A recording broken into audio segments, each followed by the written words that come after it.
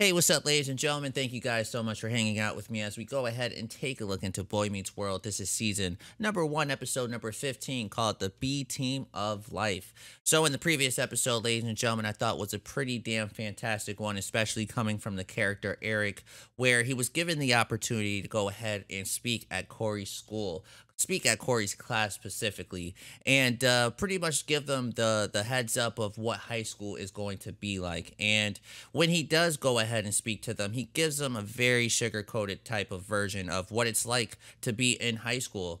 It wasn't until he had a conversation with Mr. Feeney, and because of this conversation, it led to Eric going back to the class and actually really talk to them and let them know what it really was going to be like. All the changes that would be happening, the hormones, the peer pressures and things like that in high school, and how it's going to be. And I just thought it was a really, really awesome episode, especially from the character Eric.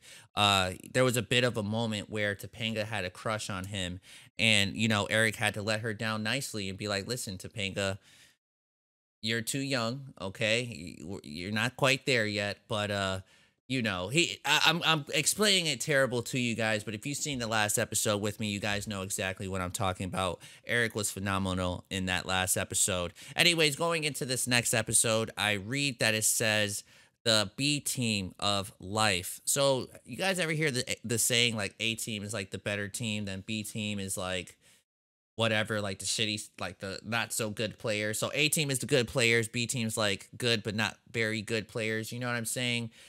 I'm guessing that's what it's kind of representing, like when it says the B team of life, I'm guessing Corey may feel like he's not. I don't know. I'm just trying to explain to you guys what I think it is. I don't know. I could be way off of what I'm thinking here, ladies and gentlemen. So we're just going to go ahead and jump straight into this next episode and just see what we're getting ourselves into. So if you are a fan of Boy Meets World and what we do here in Geeked Out Nation, don't forget to leave the like, comment, subscribe. Check us out on our Patreon if you guys want some early and unedited episodes. So as I just mentioned, we're just going to go ahead, jump into this next one and see what we're getting ourselves into, you guys. This is Boy Meets World, and here we go. Just to make sure Coach spelled our names right. Let's see, you guys. Let's see. Hunter, Sean, 18. Harris. I like it. I'm gonna have to shave this. Matthews, Corey, 18. Guys, it's gotta be a typo. It's handwritten. 18. Second string.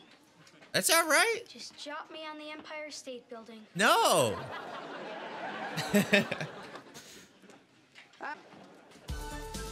I wouldn't care. I'd be like, I made the team. At least I made it.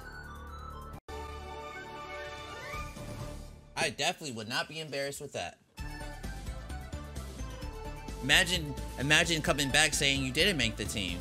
You know how upset I would be? Modern man. At least I have more than one pair. Moving Oh. back through history, we devolved to the Neanderthaloids, who made and used tools. Now, can anybody... What's the deal? It wasn't a mistake. I'm on second string. That's all Oh, right. you too? Congratulations. Did you tell your dad?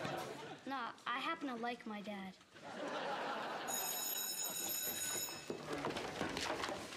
Come on, Mr. Feeney, give him that talk. Going to lunch, Mr. Matthews? Why eat? Eating would only... This is my life. Maybe I should just... You, and as far as basketball is concerned, you are the dodo bird. Yeah, Oh. well, no offense, Mr. Feeney, but that Darwin didn't know diddly about sports. And slither up to first string. Look Possible. out, Mr. Feeney. I'm a species on the move. That's right. It's so simple.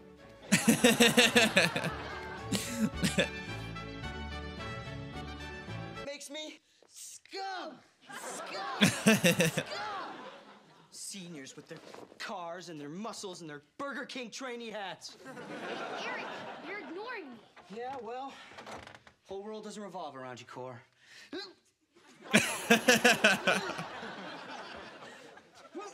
I'm starting to get that feeling. Oh my goodness.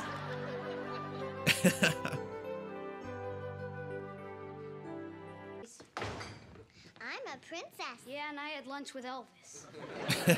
Somebody's in a sneaky mood. Again. No. Feeling you might say that, but I came up with a plan on how to save you $26,000. Okay, how's Say it that? with me, Dad. Harley. Say it with me, Eric. Schwinn. With being second string. Yeah, there's Right? nothing wrong I with being agree. second. I agree. No, why didn't you tell us this before, Cor? He told me. It's gonna cost me the car, isn't it?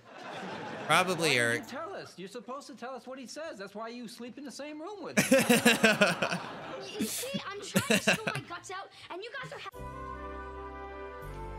Yeah, I get that's where he was going at with this. Why don't you want me to go up and talk to him? Because I... Yesterday, sitting on the bench, cheering on the team. Pumped.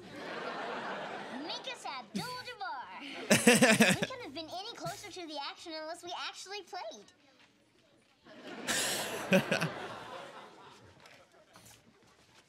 sat on the 49ers bench for 5 years before he became the starting quarterback. I definitely did not know that.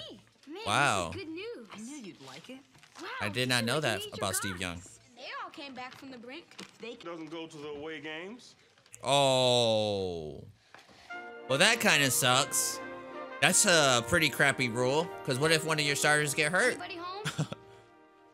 Mom? Probably been. What are you planning, Corey? Oh, you're going to steal the chicken, aren't you? Oh, you're mean.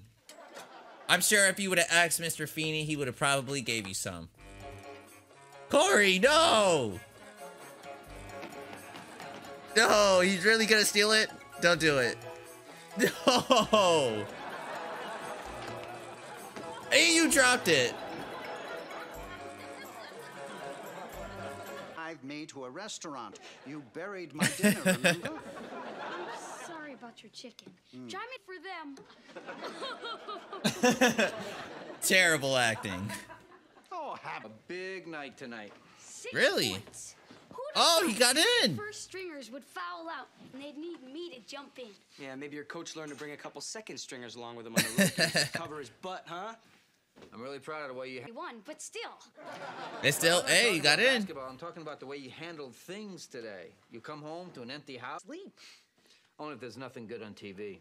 You still watch me sleep? Did you watch Eric? A lot of zits because it really doesn't make any difference. look, Cor. What do you want from me, blood? Where's my story? I'm telling you, Feeney's a maniac behind the wheel. I didn't know a gremlin could go that fast. No way. Feeney, the guy takes 20 minutes. All right, ladies and gentlemen, that was our episode for today. Season number 1, episode number 15 of Boy Meets World, the B Team of Life. I kind of figured that this was what the title was trying to refer to as I was, trying to explain to you guys what I thought this episode was going to be in the intro of this video. And it kind of was that, basketball was something that was brought into this. And what I mean by that was that Corey, he didn't make the first team. He made the second team, which, by the way, I don't think being on the bench, I don't think being on second string is such a bad thing, to be honest with you guys. I remember quite vividly, back in middle school, I actually was one of those people. I was actually I played on, I was on the bench. I got to play every once in a while, and there was even points and times where I didn't even play in a game. But honestly, just being able to be out there, supporting my team and supporting my school, it didn't matter, to be honest with you guys, whether I got in the game or not. And in the moments that I did get into the game, it was fun. It was fun, like the good little 5 to 10 minutes that I was in there. Remember, again, I was in middle school. I wasn't very good, but I didn't care. You know what I mean? And I just wanted to say, in case there are like little kids that does watch these reactions, and have that same kind of feeling that Corey felt, where they didn't quite make the starting team, but they made the second team and start questioning stuff. Definitely don't question yourself. I think there's nothing wrong with being on the second team. They play a very important role. Again, what if one of your starters is hurt? For example, look what happened to Corey. Their team was up a lot. There was no need for the starters, and then Corey eventually got in. You know what I'm saying? So I didn't view it to really be a bad thing that Corey was on the second team. And I kind of felt that as the episode was going on further and further, I definitely caught a vibe that it was going to be more than just basketball, which that's exactly what this was. You know, Corey also felt that he felt like he was on the second team, even at home as well. You know, you have the the oldest sibling who gets attention. You have the youngest sibling who gets attention, and then you have the middle sibling who is Corey in this instant, in this case, where they don't get that much love and they don't get that much attention. And I know that's very much a real thing. And that was definitely something that I was very worried about, you know, as I have two boys of my own. I was definitely worried about how my oldest was going to feel when my newest came. And I didn't want him to feel anything like how Corey feels here. And I'm not trying to fault his parents or anything. I don't think his parents did anything wrong. Sometimes it just happens. Sometimes it just happens. And I figured that that's what this episode was going to be about, where Corey just didn't feel like he was getting enough attention. He wasn't being heard. And I love what we saw at the end. I love that we got to see his parents go out there and support Corey, even though he was on the bench. You know what I mean? Because that's something that Corey definitely needed to see and feel, you know, the love, feel the intention that everybody is giving him, you know, by supporting him at these games, even though he's not really playing. I don't know. I just thought this was a really good episode. I totally caught it right from the gate what this was going to be about.